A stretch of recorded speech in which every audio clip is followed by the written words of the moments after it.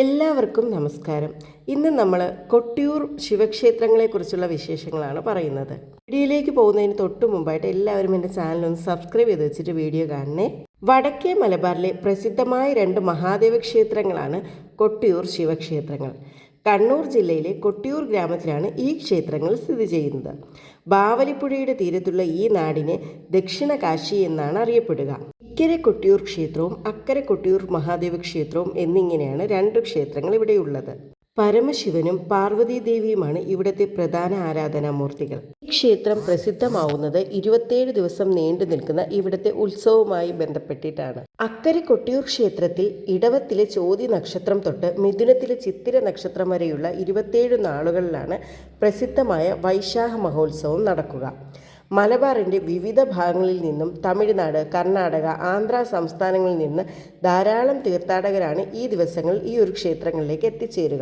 വയനാടൻ ചുരങ്ങളിൽ നിന്ന് ഒഴുകി വരുന്ന ബാവലിപ്പുഴയുടെ വടക്കേ തീരത്ത് തിരുവഞ്ചിറ എന്നറിയപ്പെടുന്ന ഒരു ചെറിയ പുഴയുടെ നടുവിൽ കൊട്ടിയൂരിലെ പ്രധാന ആരാധനാ കേന്ദ്രമായ ശിവലിംഗവും പരാശക്തിയുടെ സ്ഥാനമായ അമ്മാറക്കല്ലും സ്ഥിതി ചെയ്യുന്നു. ചരിത്രപരമായി മഹോത്സവത്തിൻ്റെ ഭാഗമായി ഇക്കരെ കൊട്ടിയൂരിൽ നിന്ന് അക്കരെ കൊട്ടിയൂരിലേക്ക് കടന്നു പോകൽ ചടങ്ങുകൾ നടത്തുന്നതിന് കട്ടൻ രാജാവിൻ്റെ അനുമതി ആവശ്യമുണ്ടായിരുന്നു. കട്ടൻ വംശത്തിലെ മൂത്തവനും ഇളയവനും യഥാക്രമം വലിയ മുത്തപ്പൻ, ചെറിയ മുത്തപ്പൻ എന്നാണ് അറിയപ്പെടുന്നത്. അവരുടെ താമസം സ്വതന്ത്രമായിരിക്കുകയും ചെയ്യുന്നു. കുടുംബത്തിൽ ജനനമോ മരണമോ മൂലം ഉണ്ടാകുന്ന പുലവാലായ്മ ഒഴിവാക്കുന്നതിനാലായാണ് ഈ രീതികൾ നിലനിർത്തുന്നതെന്നാണ് പറയുന്നത്. അക്കരെ കൊട്ടിയൂർ ക്ഷേത്രത്തിലെ ശിവലിംഗം സ്വയംഭൂവാണെന്നാണ് വിശ്വസിക്കുന്നത്. ഇളനീരാലാണ് ഇവിടുത്തെ ശിവലിംഗം പ്രധാനമായും അഭിഷേകം ചെയ്യുക. തിരുവഞ്ചിറ എന്ന പേരുള്ള വലിയൊരു തടാകത്തിൻ്റെ മധ്യത്തിലുള്ള മണിത്തറയിലാണ് ഈ ഒരു ശിവലിംഗം ഉള്ളത്. ഈ തടാകത്തിലെ തന്നെ മറ്റൊരു തറയായ അമ്മാറക്കല്ലിലാണ് ആദിപരാശക്തിയായ ശ്രീ പാർവതിയെ ആരാധിക്കുന്നത്. തുമ്പയും തുളസിയും കൂവളത്തിലെയും മാത്രമാണ് മണിത്തറയിൽ പൂജയ്ക്കായി ഉപയോഗിക്കുക. അതുപോലെ തന്നെ ഭക്തർക്ക് പ്രസാദവും ഭക്ഷണവും നൽകുന്നത് മലവാഴയുടെ ഇലയിലാണ്. ക്ഷേത്രത്തിലെ പ്രധാന ചടങ്ങായ നീരെഴുന്നള്ളത്തിന് ജലം കൊണ്ടുപോകുന്നതാവട്ടെ കാട്ടുകൂവയുടെ ഇലയിലും. വടക്കുംകാവ്, വടക്കീശ്വരം, തൃച്ചെറുമന എന്നീ ഒട്ടനവധി പേരുകളും ഈ ക്ഷേത്രത്തിനുണ്ട്. കൊട്ടിയൂർ ഉത്സവത്തിലെ ഏറ്റവും വലിയ കൗതുകമാണ് കൊട്ടിയൂരിൽ നിന്ന് മാത്രം ലഭിക്കുന്ന ഓടപ്പൂക്കൾ. ഭൃഗുമുനിയുടെ വെളുത്ത താടിയെയാണ് ഓടപ്പൂ ഓർമ്മിപ്പിക്കുന്നതെന്ന് വിശ്വസിക്കുന്നു. മൃത്യുഞ്ജയമൂർത്തി, ഉമാമഹേശ്വരൻ, ഓംകാരമൂർത്തി, പരബ്രഹ്മമൂർത്തി തുടങ്ങിയ എല്ലാ ഭാവങ്ങളിലും ഭഗവാനെ ഇവിടെ ആരാധിക്കപ്പെടുന്നു. ക്ഷേത്ര ഐതിഹ്യം നോക്കാം.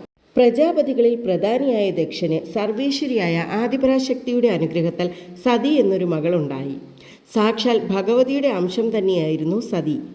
സതിക്ക് പരമേശ്വരനായ ശിവനോട് അതിയായ ഭക്തിയും സ്നേഹവും ഉണ്ടായി. എന്നാൽ ദക്ഷന് ശിവന് ഇഷ്ടമായിരുന്നില്ല. ശിവൻ ഒരു സന്യാസിയെ പോലെ ശ്മശാനത്തിൽ വസിക്കുന്നതും ഭസ്മം പൂശുന്നതും അപരിഷ്കൃതരെ പോലെ കപാലമാലയും പുലിത്തോലും ധരിക്കുന്നതും സാധാരണ വസ്ത്രങ്ങൾ ധരിക്കാത്തതും ഒരു പർവ്വതത്തിൽ താമസിക്കുന്നതും ഒന്നും തന്നെ ദക്ഷന് ഉൾക്കൊള്ളാൻ കഴിഞ്ഞില്ല. സതിയാകട്ടെ ശിവനെ വിവാഹം കഴിക്കാൻ ആഗ്രഹിക്കുകയും ഒടുവിൽ ദക്ഷന്റെ ഇഷ്ടമില്ലാതെ സതി സ്വയംവരത്തിൽ ശിവനെ വരിക്കുകയും ചെയ്തു. ഇത് ദക്ഷന്റെ കോപം വർദ്ധിപ്പിക്കുകയും ശിവനോടുള്ള ദേഷ്യം കാരണം ദക്ഷൻ ഒരു വലിയ യാഗം നടത്താൻ തീരുമാനിക്കുകയും ഈ യാഗത്തിലേക്ക് എല്ലാ ദേവീദേവൻ മഹർഷന്മാരെയും ക്ഷണിക്കുകയും ചെയ്തു. എന്നാൽ ശിവനെയും സതിയെയും മാത്രം ക്ഷണിച്ചില്ല. യാഗത്തിൽ പങ്കെടുക്കാൻ എല്ലാവരും പോകുന്നത് കണ്ടപ്പോൾ സതിക്ക് അതിയായ ദുഃഖമുണ്ടാവുകയും അവൾ ശിവനോട് യാഗത്തിൽ പോകണമെന്ന് ആവശ്യപ്പെടുകയും ചെയ്തു. എന്നാൽ ശിവനാകട്ടെ സതീദേവിയോട് യാഗത്തിന് പോകരുതെന്ന് ഉപദേശിക്കുകയും ക്ഷണിക്കാത്ത ഒരു സ്ഥലത്ത് പോയാൽ അവിടെ അപമാനം നേരിടേണ്ടി വരുമെന്ന് പറയുകയും ചെയ്തു. എന്നാൽ പിതാവിനെ കാണാനുള്ള അതിയായ ആഗ്രഹം കാരണം സതീദേവി ശിവന്റെ അനുവാദമില്ലാതെ തന്നെ യാഗശാലയിലേക്ക് പോയി. യാഗശാലയിലെത്തിയ സതിയെ ദക്ഷൻ പൂർണ്ണമായും അവഗണിച്ചു. ശിവനെക്കുറിച്ച് ദക്ഷൻ എല്ലാവരുടെയും മുന്നിൽ വെച്ച് വളരെ മോശമായി സംസാരിക്കുകയും പരിഹസിക്കുകയും ചെയ്തു. തൻ്റെ ഭർത്താവിനെ അപമാനിക്കുന്നത് കണ്ടപ്പോൾ സതിക്ക് വളരെയധികം ദുഃഖമുണ്ടാവുകയും ഒടുവിൽ പിതാവിൻ്റെ ഈ പ്രവൃത്തിയിൽ മനം നൊന്ത് സതി യാഗാഗ്നിയിൽ സ്വയം ദേഹം വെടിയുകയും ചെയ്തു. സതിയുടെ ഈ ഒരു മരണവാർത്ത അറിഞ്ഞ ശിവനാകട്ടെ അതിയായ ദുഃഖവും കോപവും ഉണ്ടാവുകയും ശിവന്റെ കോപം ലോകം മുഴുവൻ പ്രകമ്പനം കൊള്ളുകയും ചെയ്തു. കോപത്താൽ തൻ്റെ ജട പിഴുതെടുത്ത് നിലത്തടിച്ചപ്പോൾ അതിൽ നിന്ന് ഭീകരരൂപിയായ വീരഭദ്രൻ ഉത്ഭവിക്കുകയും ശിവൻ വീരഭദ്രനോട് ദക്ഷയാഗം നശിപ്പിക്കാൻ ആവശ്യപ്പെടുകയും ചെയ്തു. അതുപോലെ ദക്ഷനെ വധിക്കാനും കൽപ്പിച്ചു. വീരഭദ്രനെ സഹായിക്കാൻ ഭദ്രകാളി ദേവിയെയും ശിവഗണങ്ങളെയും ഒപ്പം നിയോഗിച്ചു. വീരഭദ്രൻ ഭദ്രകാളിയോടും ശിവഗണങ്ങളോടുമൊപ്പം യാഗശാലയിലേക്ക് പാഞ്ഞെത്തുകയും തുടർന്ന് ഭയങ്കരമായ യുദ്ധം നടക്കുകയും ചെയ്തു. വീരഭദ്രനും ഭദ്രകാളിയും ദക്ഷന്റെ യാഗം നശിപ്പിക്കുകയും യാഗത്തിൽ പങ്കെടുത്ത ദേവന്മാരെയും മഹർഷിമാരെയും ആക്രമിക്കുകയും ചെയ്തു. ഒടുവിൽ വീരഭദ്രൻ ദക്ഷന്റെ തലയറുത്തു. യാഗശാല രക്തക്കളമായി മാറി. ശിവൻ യാഗശാലയിലേക്ക് എത്തി. സതിയുടെ ശരീരം കണ്ട് വിലപിച്ചു. ദേവന്മാർ ശിവനോട് മാപ്പ് പറഞ്ഞ് സമാധാനിപ്പിക്കാൻ ശ്രമിച്ചു. ഒടുവിൽ എല്ലാവരുടെയും അഭ്യർത്ഥനയാൽ മഹാദേവൻ ഒരു ആടിൻ്റെ തല വെച്ച് ദക്ഷനെ പുനർജീവിപ്പിച്ചു. ദക്ഷൻ തൻ്റെ തെറ്റ് മനസ്സിലാക്കി ശിവനോട് മാപ്പ് ചോദിക്കുകയും ശിവൻ ദക്ഷനെ അനുഗ്രഹിക്കുകയും ചെയ്തു. എന്നിരുന്നാലും സതീദേവിയുടെ വിയോഗത്തിൽ ഏറെ ദുഃഖിതനായ ശിവൻ സതിയുടെ ശരീരവുമായി കണ്ണീരോടെ അലയാൻ തുടങ്ങി. ശിവനെ ഈ അവസ്ഥയിൽ നിന്ന് മോചിപ്പിക്കാൻ മഹാവിഷ്ണു തൻ്റെ സുദർശന ചക്രത്താൽ സതിയുടെ ശരീരം 51 കഷ്ണങ്ങളാക്കി ചിതറിത്തെറിപ്പിച്ചു.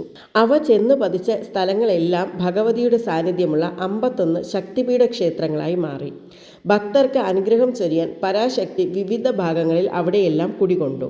തുടർന്ന് വൈരാഗിയായ ശിവൻ കൊടും തപസ് അനുഷ്ഠിക്കാൻ കൈലാസത്തിലേക്ക് പോവുകയും പിന്നീട് കൊടും വനമായി തീർന്ന യാഗസ്ഥലം കുറിച്യരുടെ വാസസ്ഥലമാവുകയും ചെയ്തു. ഒരു കുറിച്യ യുവാവ് അമ്പിന് മൂർച്ച കൂട്ടാൻ ഒരു കല്ലിൽ ഉരയ്ക്കുകയും കല്ലിൽ നിന്ന് രക്തം വരികയും ചെയ്തു. ഇതറിഞ്ഞെത്തിയ പടിഞ്ഞീറ്റ നമ്പൂതിരി കൂവയിലയിൽ കലശമാടിയത്രേ. വൈശാഖ ഉത്സവം ആരംഭിച്ച് ക്ഷേത്രത്തിൽ ഇന്ന് കാണുന്ന ചിട്ടകൾ ഉണ്ടാക്കിയത് ശങ്കരാചാര്യരാണെന്നാണ് കരുതപ്പെടുന്നത്. ആവലിപ്പുഴയുടെ തെക്കേക്കരയിലുള്ള ഇവിടുത്തെ ഇക്കരെ കൊട്ടിയൂർ ക്ഷേത്രം വർഷത്തിൽ എല്ലാ ദിവസങ്ങളിലും തുറന്നിരിക്കും. എന്നാൽ പുഴയുടെ വടക്കേക്കരയിലുള്ള അക്കരെ കൊട്ടിയൂറാണ് പ്രധാനപ്പെട്ട ആരാധനാ കേന്ദ്രം. ഇവിടെ സ്ഥിരമായ നിർമ്മിതികളൊന്നും തന്നെയില്ല. പ്രകൃതിദത്തമായ മണിത്തറയിലാണ് സ്വയംഭൂവായ ശിവലിംഗം ഇവിടെ സ്ഥിതി ചെയ്യുന്നത്. ഇവിടെയാണ് 28 ദിവസം മാത്രം നീണ്ടു നിൽക്കുന്ന വൈശാഖ മഹോത്സവവും നടക്കുന്നത്. ഇന്ന് നമ്മൾ പങ്കുവച്ചത് കൊട്ടിയൂർ മഹാദേവ ക്ഷേത്രങ്ങളിലെ വിശേഷങ്ങളാണ്. അപ്പോൾ എല്ലാവർക്കും നല്ലൊരു ദിവസമാകട്ടെ എന്ന് പ്രാർത്ഥിക്കുന്നു. നന്ദി, നമസ്കാരം.